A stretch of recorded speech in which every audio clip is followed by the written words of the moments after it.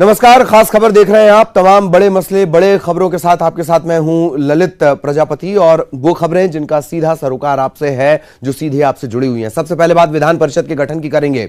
विधान परिषद के गठन को लेकर बैठक जारी है। मुख्य सचिव एसआर मोहंती ये बैठक ले रहे हैं। बैठक में संसदीय, वित्त विभाग, विधि विभाग, जेडी, सामान्य प्रशासन, इस विभाग के आला अफसर मौजूद हैं। रायशुमारी की जा रही है, बातचीत की जा रही है। एक मसौदा, एक खाका तैयार करने की कोशिश इस बैठक के दौरान की जा रही है। मुख्य सचिव एसआर मोहंती एक बैठक ले रहे हैं जिसमें विधान परिषद के गठन को लेकर बातचीत चल रही है।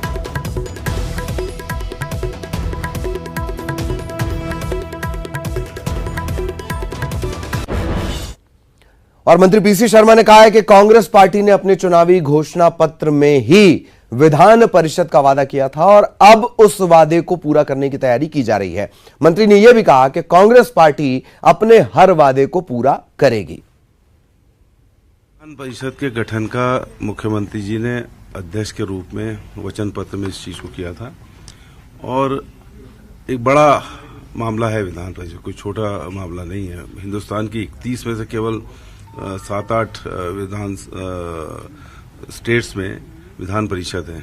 काफी इसमें खर्चा भी है, लेकिन मध्य प्रदेश में इसका जो भवन है, जो आवश्यकता है वो बना हुआ है, पूरा सेटअप यहाँ पर है।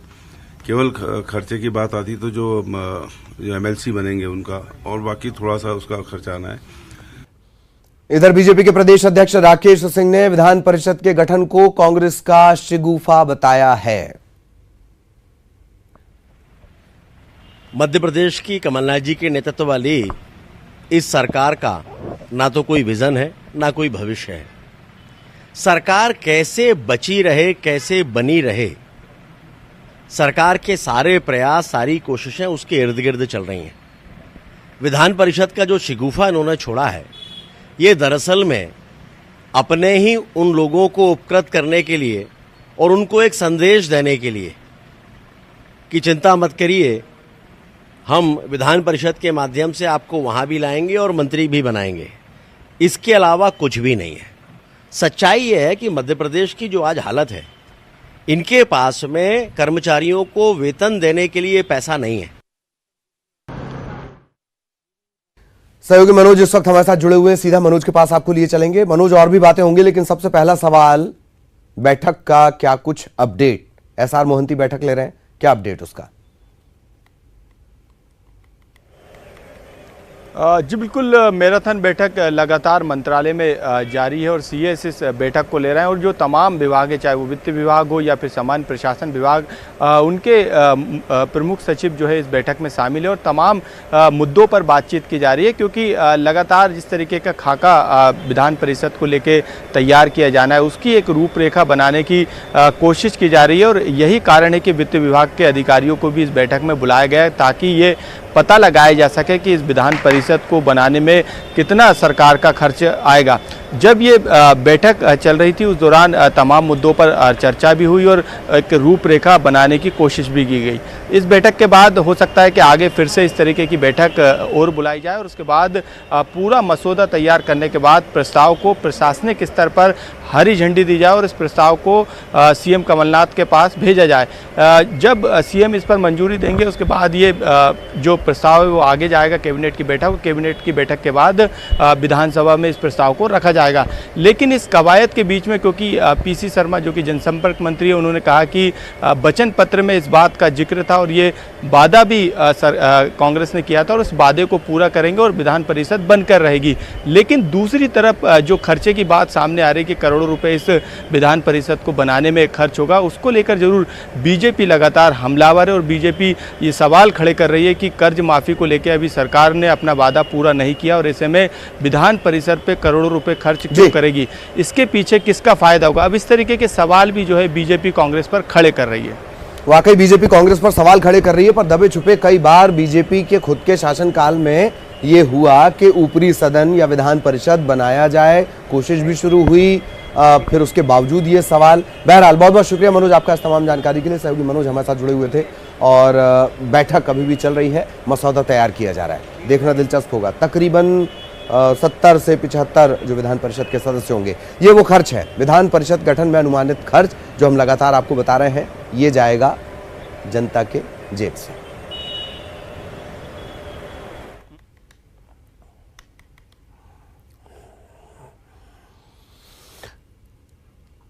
और कितना जायज है विकास के नाम पर विनाश। भोपाल में विकास योजनाओं के नाम पर हजारों पेड़ काट दिए गए। पेड़ों की कटाई की वजह से पर्यावरण को भी नुकसान पहुंच रहा है। विधानसभा के सामने फॉरेस्ट एरिया में तकरीबन 1100 से ज्यादा पेड़ काट दिए गए हैं।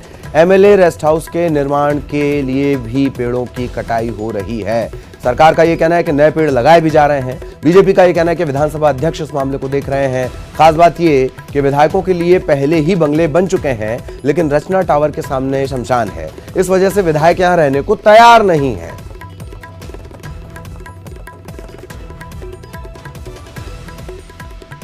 अलग अलग प्रोजेक्ट के चलते पेड़ों की किस तरीके से बलि दी गई, वो भी हम लगातार आपको बता रहे हैं।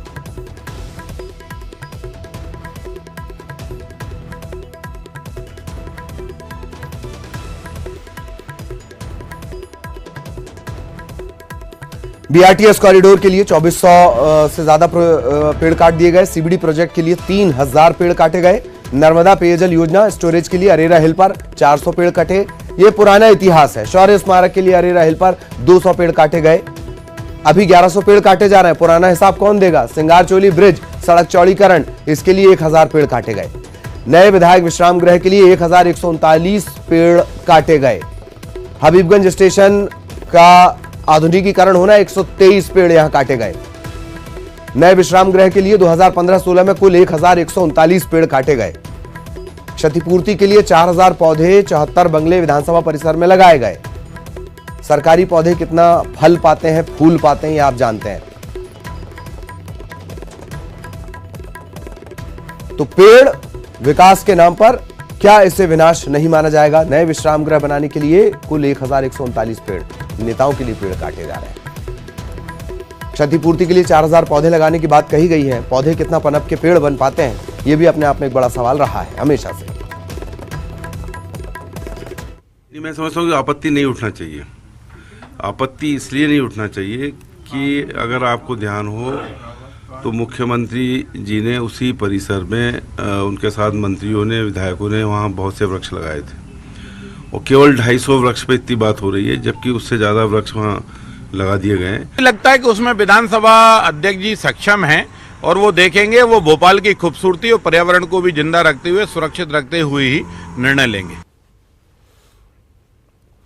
सहयोगी जितेंद्र इस वक्त हमारे साथ जुड़े हुए हैं। बीजेपी का रिएक्शन भी आपने सुना। बीजेपी भरोसा कर रही है, विधानसभा अध्यक्ष पे वो भरोसा कर रही है। आमतौर पर आरोप लगाती, पर अब भरोसा कर रही है। बहरहाल जितेंद्र आपको नजर आ रहे होंगे। जितेंद्र, विकास के लिए विनाश और जिस तरीके से कॉन्फिडेंट है पीसी शर्मा कि आपत्ति नहीं करनी चाहिए, सरकारी पौधे पेड़ बन ही नहीं पाते हैं, कैसे ना माना जाए पर्यावरण को नुकसान है?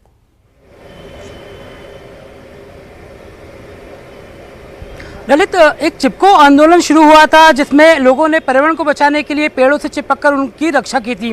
भोपाल में यही एक आंदोलन की शुरुआत होने की जरूरत महसूस की जा रही है, क्योंकि भोपाल में तकरीबन पिछले कुछ सालों से 10,000 तक पेड़ काटे जा चुके हैं। इनमें अलग अलग प्रोजेक्ट के चलते इस तरह के पेड़ काटे जा रहे हैं। नया मामला है, विधायकों के लिए जिस तरह से नए आवास बनाए जा रहे हैं उसके चलते पेड़ों की बलि दी जा चुकी है और विधानसभा परिसर के अंदर ही इस तरह के प्रोजेक्ट को हरी झंडी दे दी गई है, नियमों को ताक पर रख दिया गया है। तो कह सकते हैं कि जिन नेताओं के जिम्मे पेड़ों को लगाने का पूरा दायित्व होता है, वो उन्हीं के लिए पेड़ उजाड़ा जा रहा है, जंगल उजाड़े जा रहे हैं। तो अब कह सकते हैं कि अधिकारी भी इस पूरी मिलीभगत में शामिल हैं और जनप्रतिनिधि ये पूरा तमाशा खुली आंखों से देख रहे हैं। दो बातें, एक कि जो नए पौधे लगाए जा रहे हैं क्या वो पेड़ बनते तक जिंदा रह पाते हैं, एक। दूसरा कि अभी तो फिर विधान परिषद के गठन की भी बात हो रही है। 70-75 जो विधान परिषद के सदस्य होंगे उनका भी इंतजाम देखना है रहने का। जितेंद्र, ललित, अगर बात करें तो जो पौधे लगाए जाते हैं सरकार के द्वारा या सरकारी आयोजनों के द्वारा वो दम तोड़ देते हैं। अगर ताज़ा मामले की बात करें तो अभी वन मंत्री ने ही एक मामला उठाया कि शिवराज सरकार में जिस तरह से 5 करोड़ पौधे लगाए गए थे उनमें से कुछ ही आकार ले पाए। तो जिस तरह से सरकारी योजनाओं में पेड़ पौधे फल फूल नहीं पाते हैं, आगे चलकर अब इसी तरह से विधान परिषद का गठन होना है, लोगों के लिए नए आवास बनाए जाने हैं। हालांकि भोपाल में अगर बात करें तो तकरीबन आधा दर्जन ऐसी जगह है जहाँ पर रेस्ट हाउस बने हुए हैं, विधायक विश्राम गृह बने हैं, उनके आवास बने हैं और उनके लिए अच्छे सर्व सुविधा युक्त निवास बने हुए हैं। उसके बावजूद उन्हें नए आवास की क्या जरूरत है, क्या कल्पना की जा रही है? जी जी जी, ये बात भी सही है, शमशान में आवास बने हैं। वैसे तो भूतों को नेता से डरना चाहिए। बहुत बहुत शुक्रिया आपका जितेंद्र, तमाम जानकारी के लिए। सहयोगी जितेंद्र जुड़े हुए थे। आप कर्ज माफी की बात करेंगे, सबसे बड़ा मुद्दा। बीजेपी के आंदोलन से पहले कांग्रेस ने बीजेपी पर किसानों को गुमराह करने का आरोप लगाया, आवाम को गुमराह करने का आरोप लगाया। कृषि मंत्री है सचिन यादव, उन्होंने कहा कि किसान कर्ज माफी से खुशहाल हैं। इसका बाकायदा उन्होंने सबूत भी दिया, एक फोटो भी उन्होंने ट्वीट कर दी है। सचिन यादव ने यह कहा कि बीजेपी किसानों को गुमराह कर रही है। 4 नवंबर से चूंकि किसानों के मुद्दे पर बीजेपी का आंदोलन होना है, उससे पहले ये ट्वीट आया है। ट्वीट के अंदर एक फोटो भी है। फोटो में दिखाया गया कि जो कर्ज माफी का प्रमाण पत्र है उसकी तो बाकायदा पूजा हो रही है। सवाल और प्रश्न चिन्ह लगाने का काम लगातार जो है, जब से हमारी सरकार बनी हो, जब से हमने ऋण माफी का कार्यक्रम चालू करा है, तब से ये लोग करते आ रहे हैं। ये जो एक फोटो आज मैंने जो शेयर किया है उसका एक बहुत बड़ा जो है इम्पैक्ट जो है हमारी ऋण माफी को लेकर के हुआ है। आज हमारे दीपावली का पर्व पूरे देश और प्रदेश में मनाया जा रहा है और जो तस्वीर हमारे सामने आई है जहां पर एक किसान साथी जिसका लगभग 1,83,000 रुपये का हमारी कांग्रेस की सरकार ने, आदरणीय कमलनाथ जी की सरकार ने जो है ऋण माफ़ी करने का काम किया है, वो उस ऋण माफ़ी में माननीय मुख्यमंत्री जी की फ़ोटो को तिलक लगा करके उसका पूजन करने का काम कर रहा है। सहयोगी मनोज इस वक्त हमारे साथ जुड़े हुए हैं, सीधा मनोज के पास लिए चलते हैं। मनोज, कोशिश की जा रही है कि 4 नवंबर से जो बड़ा आंदोलन, ये शायद अब तक का विपक्ष का सबसे बड़ा प्रदर्शन बन सकता था, कोशिश कर रही है कांग्रेस के ना हो पाए, कम से कम लोगों को जुड़ने से रोका जाए।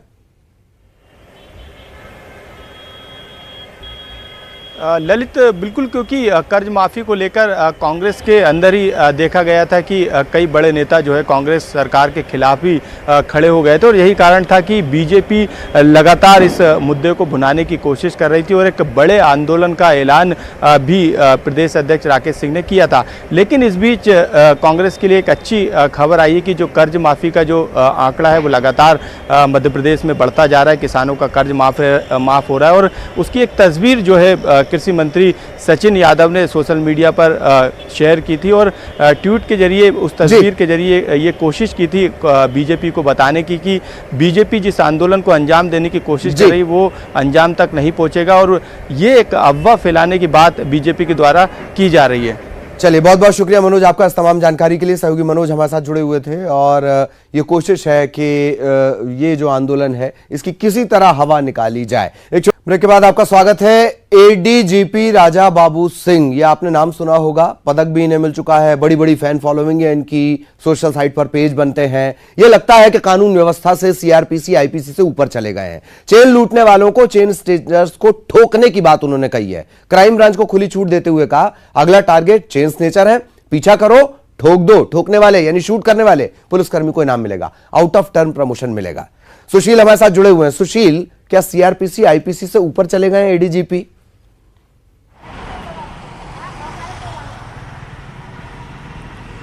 बिल्कुल, देखिए जिस तरह से एडीजीपी राजा बाबू सिंह ने ये कहा कि चेन स्नेचर अगला टारगेट होंगे और उनको ठोकेंगे और उन्होंने क्राइम ब्रांच को बधाई देते हुए ये भी कहा है कि आप चेन स्नेचर का पीछा कीजिए और फिर उसको पकड़िए और ठोकिए। तो ठोकने का अर्थ क्या होता है? ठोकने का सीधा सीधा सा अर्थ एक तो यही होता है कि मार पिटाई कीजिए, दूसरा अर्थ ये होता है कि गोली मारिए।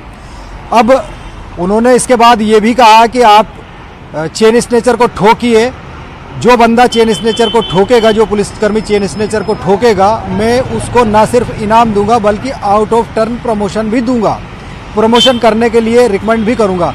यानी वो आउट ऑफ टर्न प्रमोशन भी कराएंगे, उसके लिए रिकमेंड भी करेंगे, ऐसा उनका कहना है।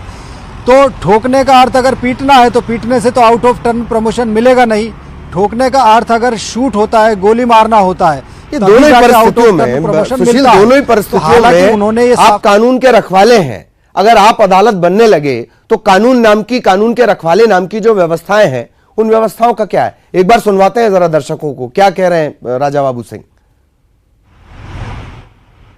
साथ हमारे क्राइम ब्रांच के जो पुलिसकर्मी हैं, उन्होंने जिस तरह इनको शॉर्ट एनकाउंटर में पकड़ा है, निश्चित तौर पे काबिल तारीफ है। और अब हमारा अगला टारगेट चेन स्नैचर्स है।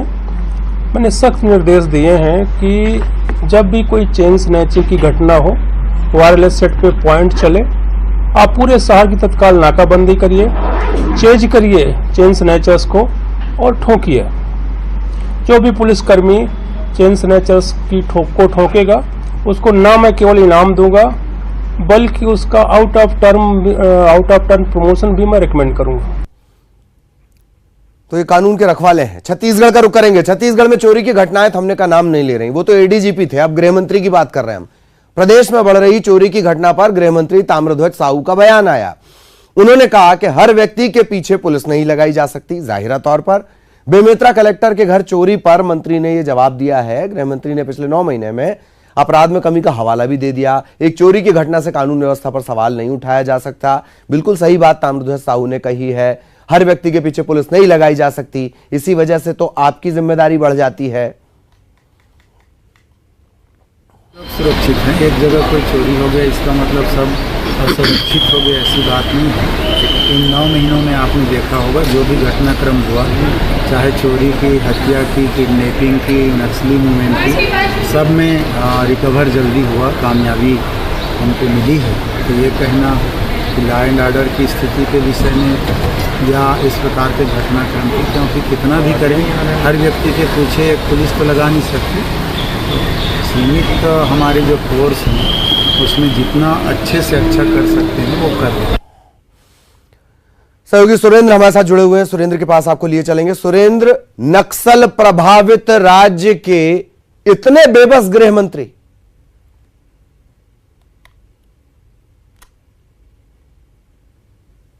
नजर आ रहा है कि वो पूरी तरह से बेबस है। और अगर हम ये कहें कि पूरी तरह से जो है जिस तरह से उन्होंने बयान दिया है, तो इसके ये मायने हैं कि जिस तरह सुरक्षा व्यवस्था है वो भगवान भरोसे है। और दूसरा ललित, यहाँ भगवान भी अपने भरोसे नहीं है। और जिस तरह से मंदिर में भी एक चोरी हो गई है, वहां के मुकुट को चोरी कर लिया गया है, दान पत्र जो है वो भी चोरी हो गई है। तो इस तरह से जो रायपुर से लगा हुआ धरसीवा है वहां पर चोरी हो जा रही है। और यहाँ पर जिस तरह से कलेक्टर का जो बंगला है जो बेमेतरा में पदस्थ है, उनके घर पे भी चोरी हो जा रही है। साथ ही और एटीएम में भी चोरी हो जा रही है। चोरी घटनाएं लगातार बढ़ रही हैं। तो भगवान भी यहाँ पर असुरक्षित है। और जिस तरह से बयान दे रहे हैं गृह मंत्री, तो इससे यह साफ तौर से नजर आ रहा है कि उनका किस तरह से पुलिस के महकमे पर किस तरह से पकड़ है।